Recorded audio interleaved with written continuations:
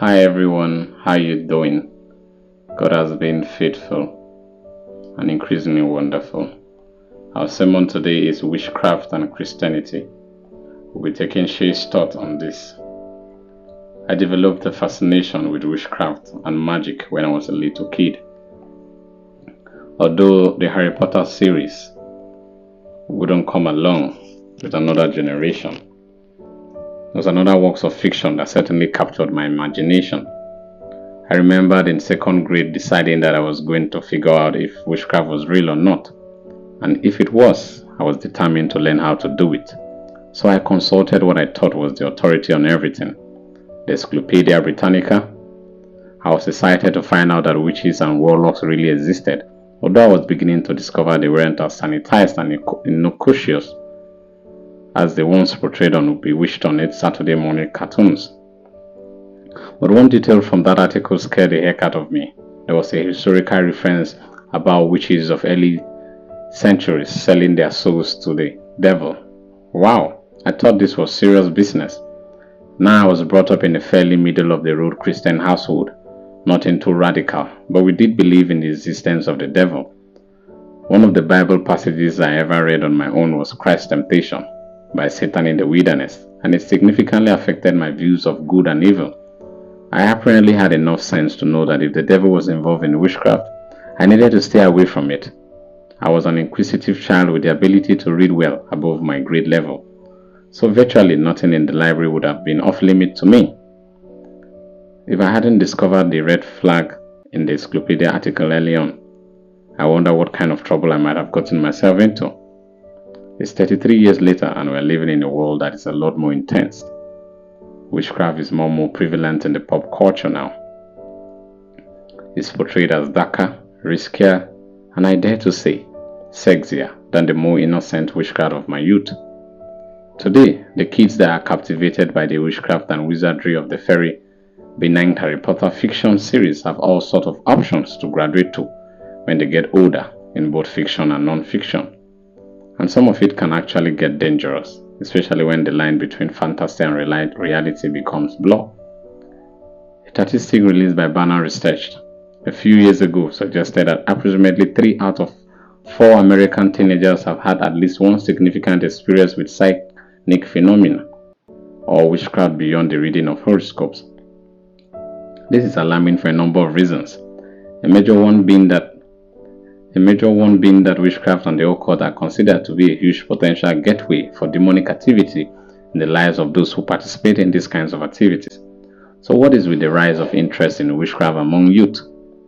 Is there a correlation between this and the most hyped trend of young people losing interest in Christianity and leaving the church? How should churches respond to witchcraft? To answer those questions, we must consider the reasons people are attracted to witchcraft in the first place. We like power. Some of us seem to want it more than others, but most of us do want power on the same level. Power over lovers, power over others, power over nature, power over what we perceive to be evil. Even power over our circumstances. People like to feel empowered, and no one relishes the thought of being powerless, because that would make us vulnerable. Who wants to be a victim? That's a deep question. Empowerment can take many forms, including the notion that witchcraft is an escape from the perceived do's and don'ts of Christianity. One of the primary tenets of witchcraft, for example, essentially says to do what you want as long as you don't hurt anyone else. Some people get involved with sorcery and witchcraft thinking they are doing a good thing, believing that only black magic is truly evil. Many, however, who are initially attracted to the uglishly more innocent forms of witchcraft may be more attracted to darker elements of witchcraft when they realize that more malevolent forms better fit their desire to control others.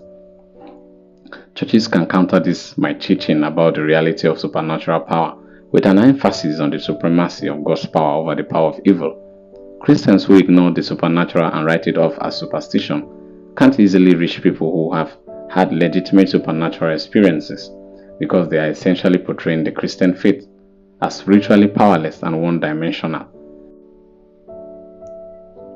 Rituals and tradition are cool.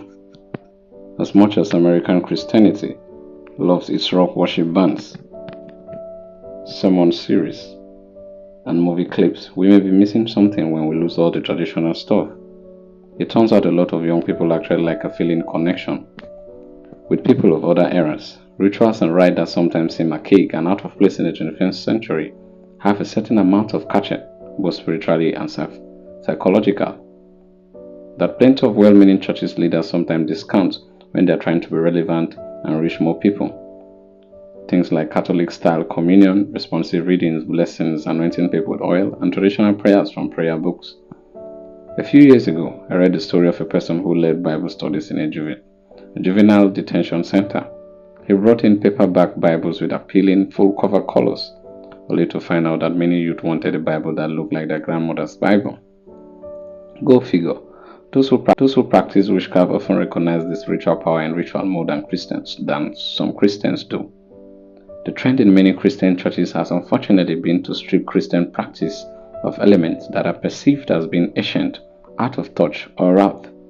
Those who are drawn to witchcraft, on the other hand, seem to embrace rituals and ancient elements. We want legitimate experiences, and we are attracted to mystery. If your church promotes a doctrine-centered faith that lacks any discernible experience of power, don't be surprised if your young people start jumping ship. Flawed as it is, witchcraft is experience-based, that it recognizes the existence of a spiritual dimension beyond what we can see.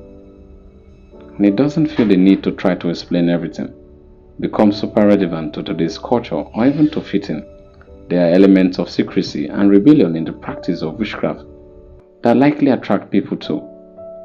Although Christianity should avoid promoting rebellion and secrecy in general, one has to wonder if we haven't gotten so caught up in our desire to be accepted by mainstream society and viewed as respectable that we have lost that subversive, countercultural edge that made the early church grow so quickly in the first place. There will probably always be some kids who rebel against the faith of their upbringing and wander off into the dark territory of witchcraft and the occult, but there is no need for the church to give them reasons to live. Christianity that is too domesticated, too predictable, and too safe is also going to be seen by many as too boring. These are some of the problems we need to address if we are going to capture the imagination and ignite the wonder of this generation. Thank you so much for watching this video to the end. Don't forget to subscribe and turn on the notification bell so you can get notified whenever we post a new video.